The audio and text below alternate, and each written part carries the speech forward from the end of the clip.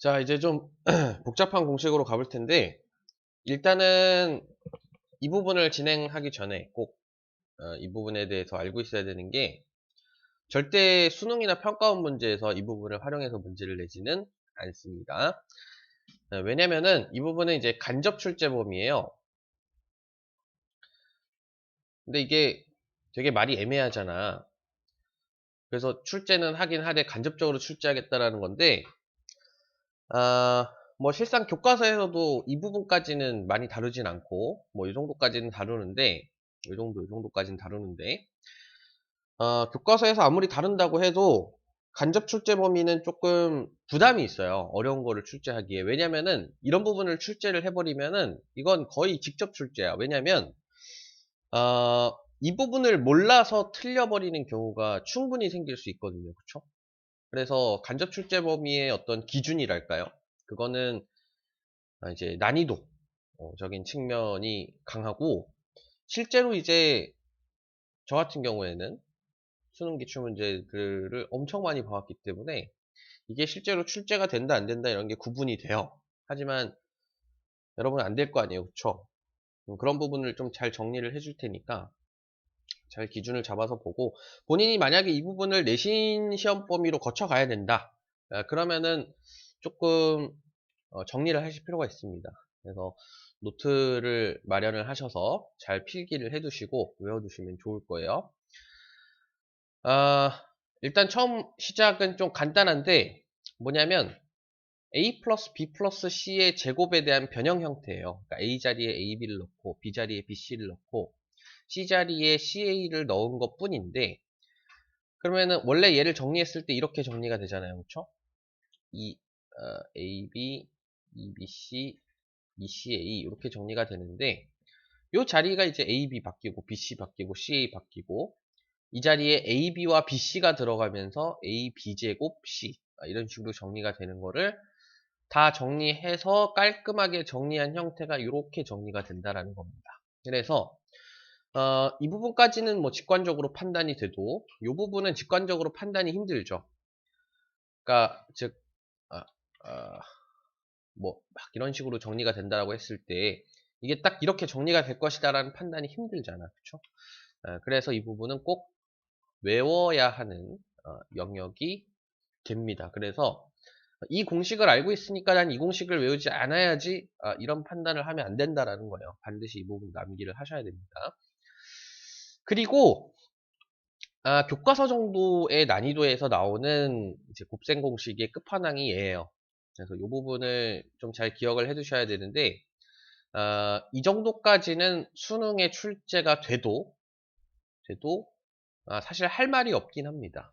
그러니까 엄청 어려운 문제에서 이 곱셈 공식을 알고 있느냐 이런 부분을 다뤘다면 사실 좀 할 말이 없어요. 뭐 충분히 그럴 수 있다, 이런 판단을 내릴 수 있는데, 그럼에도 불구하고 평가원에서 이 부분을 출제하기엔 굉장히 부담스러울 겁니다. 어쨌든 이 부분까지는 어쨌든 내신을 거쳐가야 되는 학생이라면 반드시 외워두셔야 되고, 그 다음에 뭐 내신 이미 거쳐갔고 수능만 대비하면 된다, 이런 경우에도 이 정도 공식까지는 좀 대비를 잘 해놓자, 이 정도 취지로 이제 받아들이시면 될 것 같고, 뭐 이걸 굳이 다 증명해 줄 필요는 없잖아요, 그쵸? 뭐 그렇다라고 이제 정리가 된 건데 제가 굳이 무슨 얘기를 더 하겠습니까, 그쵸? 그래서 이 부분은 다 정리를 해서 외워두시면 되는데, 자, 여기서 좀 중요하게 봐야 될 게 뭐냐면, 여기 좀 밑으로 내려오면 요 공식이 있어요. 그래서 이렇게 정리가 되는 공식이 있는데, 지금 보면 요 부분 있죠? 요 부분이 여기랑 똑같지? 자, 근데 요 부분이 중요한 게 뭐냐면 이게 다 제곱의 합이에요. 자, 어떤 실수의 제곱은 반드시 0 이상이라는 이런 엄청난 조건이 붙습니다.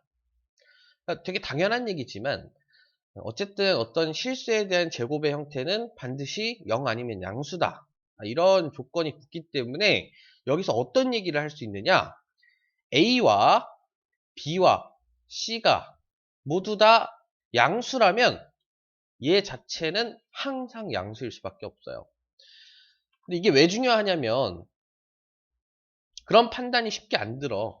왜냐면 여기에 마이너스가 있기 때문에, 그쵸? 마이너스들이 계속 붙어 있기 때문에 세 개의 숫자가 모두 양수라 하더라도 이게 꼭 양수라는 그 보장이 힘들 수 있어요. 그러니까 그냥 단순하게 직관적으로 판단하기에, 그쵸? 하지만 항상 ABC가 만약 양수라면 양수일 수 있다. 뭐 혹은 0 이상이다. 그러니까 얘네들이 다 같아버리면 0이 될 수도 있겠죠. 그래서 얘는 0 이상이 될 수 있다. 이런 부분을 좀 꼭 기억을 하고 계시면 굉장히 좋습니다. 그러니까 문제들이 응용되는 형태가 이런 형태에서 응용이 되기 때문에 이 부분과 연관지어서 생각해 본다면 이 부분은 충분히 내신에서 많이 활용될 수 있는 부분이다. 요거를 꼭 기억을 하고 가시면 좋을 것 같습니다. 사실 뭐 이런 형태라든지 자 이런 형태도 보면 얘는 A, B, C가 모두 양수가 아니라는 조건이 붙을 수 있기 때문에 더 헷갈릴 수 있겠죠. A, B, C가 다 양수가 아니더라도 어쨌든 여기에는 다 실수 범위가 들어가기 때문에 0 이상이다 라는 조건이 붙을 수 있단 말이에요. 그쵸? 물론 여기도 마찬가지입니다. 마찬가지예요.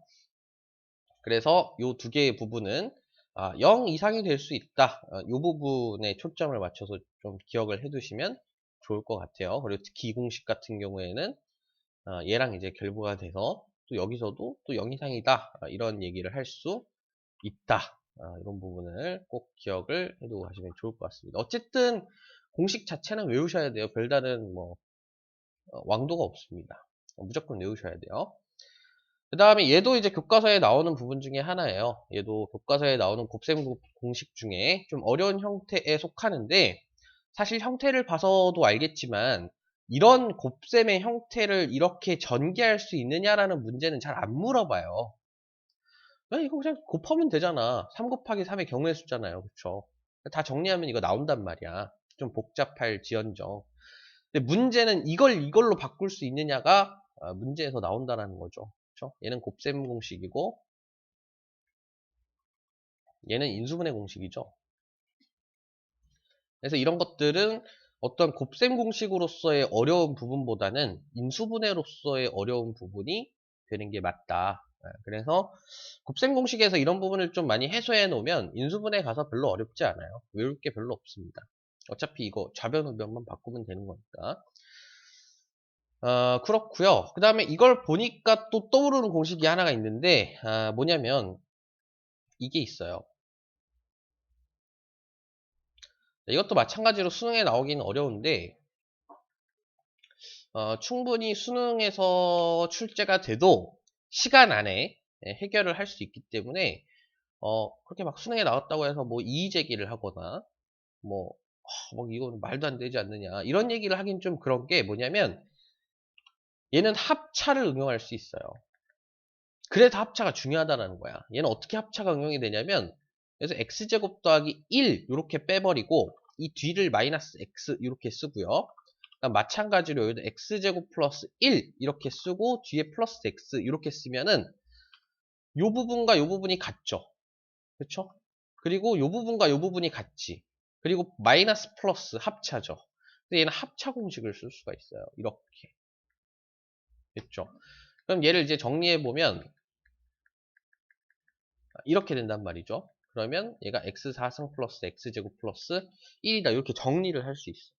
그러니까 지금 이 시간 자체가 전개 형식이 시간이 별로 안 걸리죠.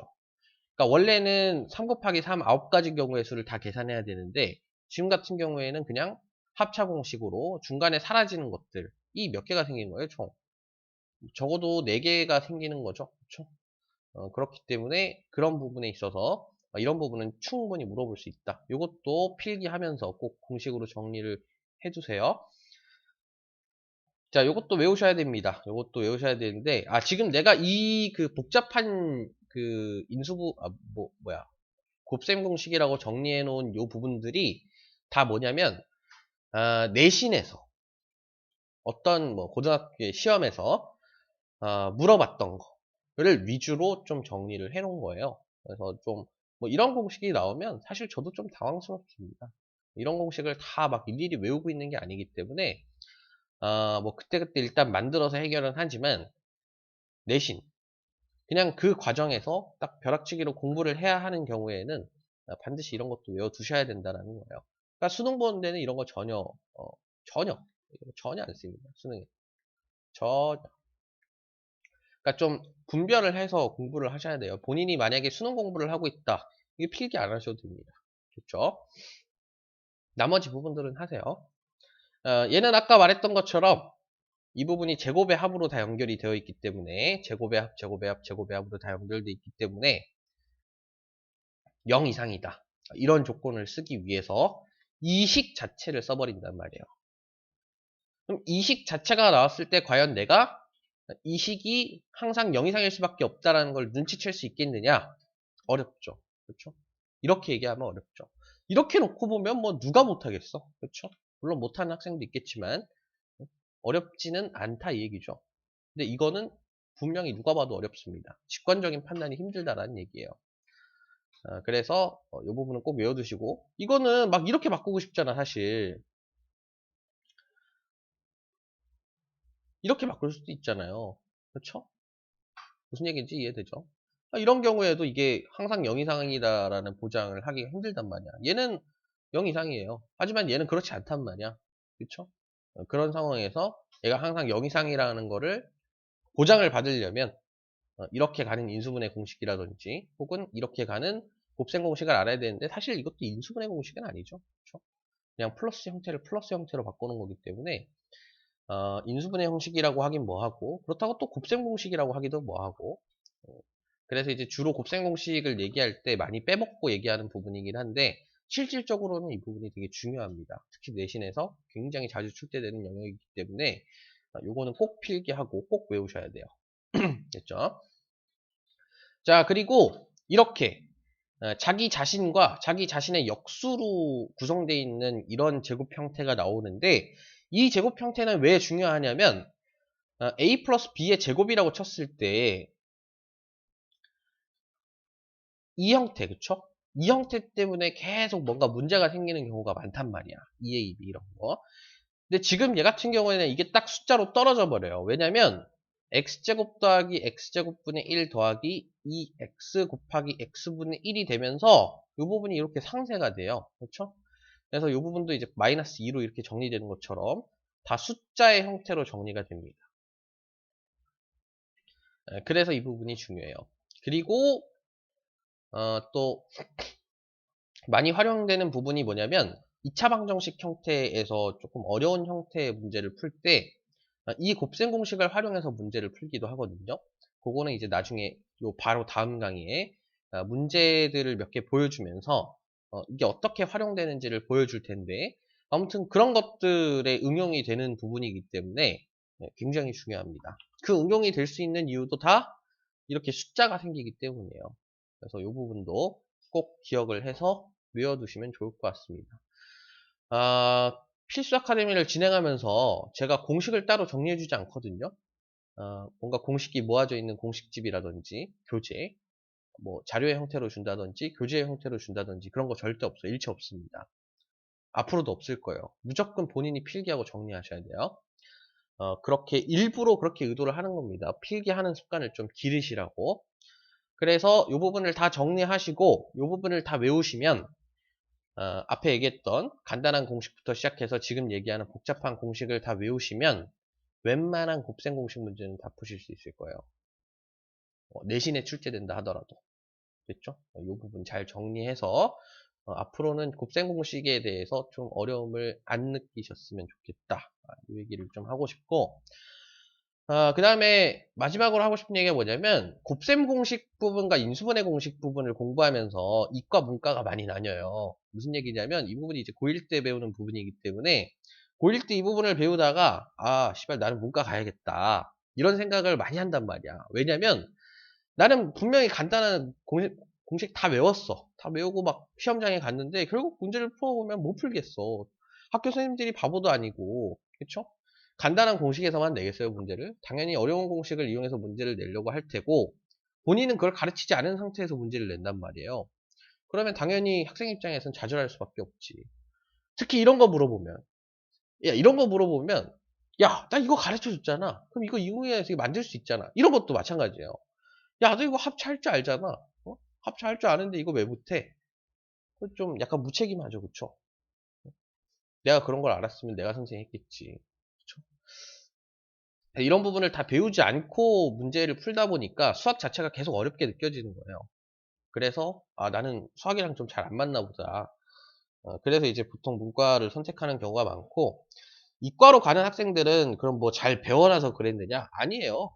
그냥 뭐, 아이 뭐야, 이런 것도 알아야 돼? 하고 그냥 빨리빨리 수능하고, 혹은 이런 거 그냥 논리적으로 받아들이는 거예요. 그냥 아, 그래, 뭐 틀린 얘기는 아니네.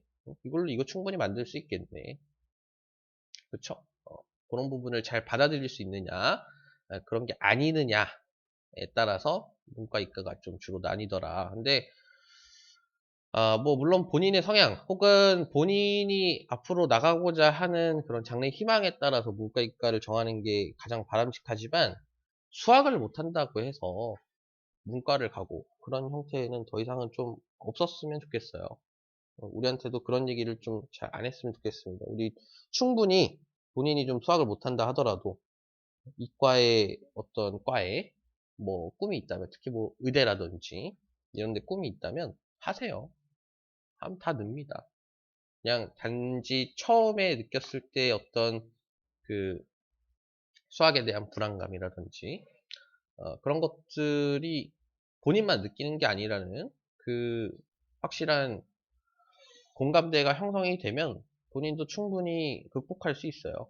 좀 약간 멘탈이 약한 사람들이 그런 부분을 잘 못 견디는데, 과탐도 마찬가지입니다. 과탐도 뭐 화학식 외우기 싫어가지고 뭐 자기 문과를 왔다 뭐 이런 얘기하는 애들도 많은데, 다 하다 보면 다 똑같아요.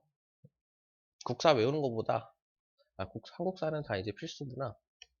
아무튼 뭐 다른 사탐 과목 뭐 외우는 것보다 절대적인 암기량이 훨씬 적기 때문에 그런 것들도 잘 생각을 해보셔서, 그러니까 아무튼 뭘 못하니까 문과로 간다 이런 생각은 좀 버리라, 이런 얘기를 좀 하고 싶네요.